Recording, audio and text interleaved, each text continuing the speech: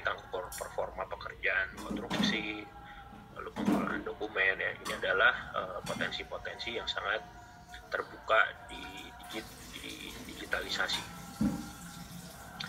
Nah,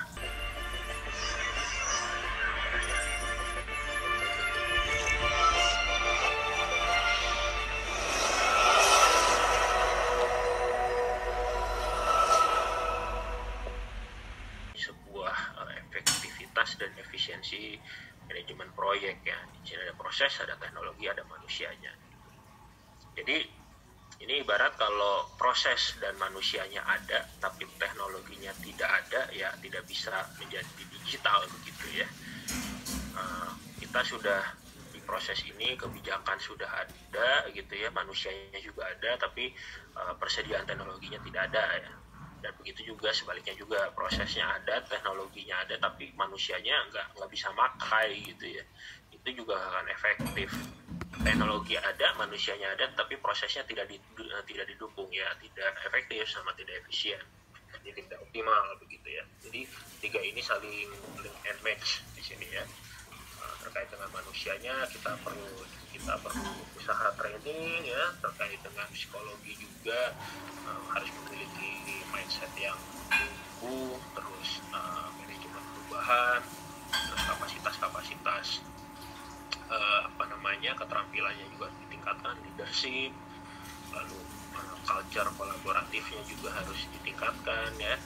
Dari segi teknologi juga ya, manajemen teknologi ini juga kita harus mencarikan teknologi yang friendly user gitu ya. Terus yang mungkin untuk kondisi perusahaan juga ada yang murah mungkin ya, diperlukan teknologi murah tapi outputnya juga bisa kita sesuai dengan keinginan kita ya. Proses terkait dengan kebijakan internal perusahaan, bagaimana usaha kita mendeliver dari volume yang udah kita temukan ke BIM, lalu kita bisa terdeliver atau disampaikan ke supplier terkait dengan persediaan barangnya sudah ada atau belum dan sebagainya ya. Manajemen support ini juga penting gitu ya, bagaimana seorang direktur atau misalnya senior vice president ke atas itu concern dengan digitalisasi itu. Ya mungkin ke depan ya kita tahu sendiri tadi ya, ekosistem semakin naik, justru yang menjadi kunci utama itu adalah terkait dengan continuous improvement, di mana inovasi-inovasi teknologi saat ini berkembang sehingga kita juga perlu mengembangkan skill set yang sebelumnya tidak relevan, untuk kedepannya akan selalu tumbuh dan kita harus selalu relevan dengan teknologi-teknologi yang hadir, yang terbarukan. Ya mungkin itu yang bisa saya sampaikan. Terima kasih. Ini untuk saya baru sama sekali, saya baru dengar. Cuma ada satu aplikasi yang saya dengar lagi, namanya Brisket kalau nggak salah. Nah, Brisket dengan BIM ini ada kesamaan atau Brisket ini sudah masuk dalam BIM itu, Pak? Itu saja pertanyaan saya, Pak.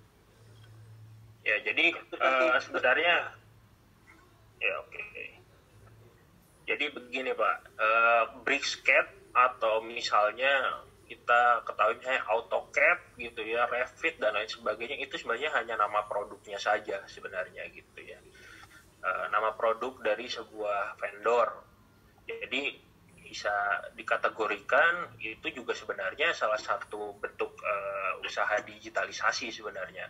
Tapi apakah BIM, tergantung lagi itu teknologi tersebut memang mensupport informasi dari sebuah model atau tidak gitu. Tapi kita jangan pernah menyamakan antara teknologi dengan BIM-nya. Jadi misalnya Revit adalah BIM, nah itu adalah logika yang salah juga gitu ya. BIM itu adalah proses gitu ya, seperangkat proses, terus teknologi dan ada manusianya di situ untuk menciptakan sebuah data yang real time, terus dan dapat berpotensi untuk meningkatkan efektivitas dan efisiensi proyek gitu. Yang tadi Bapak sebutkan itu nama produknya saja. AutoCAD juga itu nama produk gitu ya. Jadi waktu begini Pak, waktu saya coba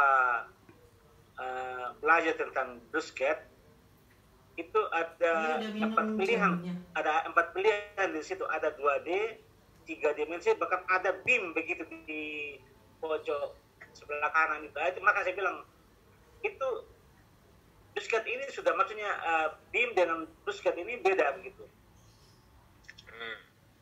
Sebenarnya bisa jadi BIM. Jadi misalnya Revit itu juga salah satu teknologi BIM, ArchiCAD juga adalah salah satu teknologi BIM, AutoCAD juga adalah salah satu model BIM, sehingga di sini ada ada gap nih ya, antara misalnya pengguna satu menggunakan produk lain dan pengguna lainnya menggunakan produk yang berbeda juga. Nah, di sini permasalahannya terkait dengan jembatan data. Nah, di sini sebenarnya semua produk tersebut BIM. Sekarang tinggal tugasnya adalah apakah bisa diintegrasikan antara BricsCAD dengan misalnya yang sekarang tersedia pasar. Misalnya di pasar kita lebih sering mengenal dengan AutoCAD. Nah, itu apakah bisa terintegrasi atau tidak. Nah, itu yang paling penting di dunia digital teknologi BIM ini. Masih di sana gitu. Di sana ada properti, ada parameter yang nantinya akan kita gunakan untuk fase pelaksanaan maupun koordinasi. Oke, makasih. Baik, teman-teman ada yang bertanya? Ada dua.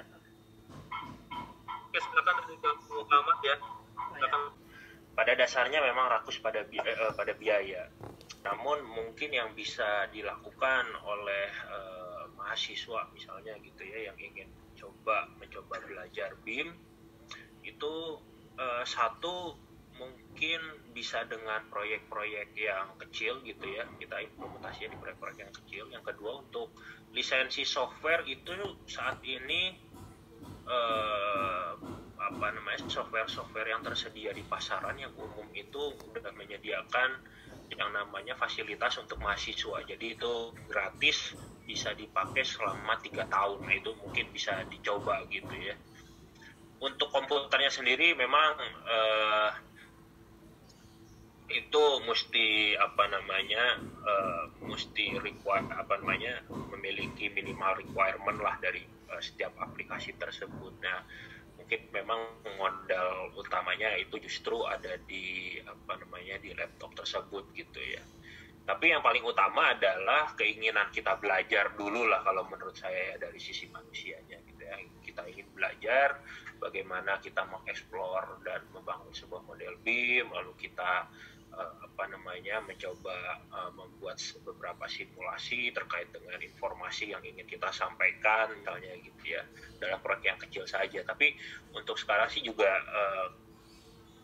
untuk persediaan laptop misalnya gitu ya, dengan minimal requirement juga sekarang kita udah bisa bisa memakai lah pemodelan BIM ya. Yang penting nggak usah dengan proyek-proyek yang berat gitu ya. Kalau yang berat tuh mungkin kategorinya misalnya apartemen gitu ya, yang tipikal ya, mungkin kita bisa dimulai dari proyek-proyek kecil, misalnya pos satpam gitu, tapi yang modern misalnya gitu, atau rumah sederhana gitu ya, 1 lantai misalnya, seperti itu mungkin bisa dimulai dari situ. Mungkin kalau kalian sudah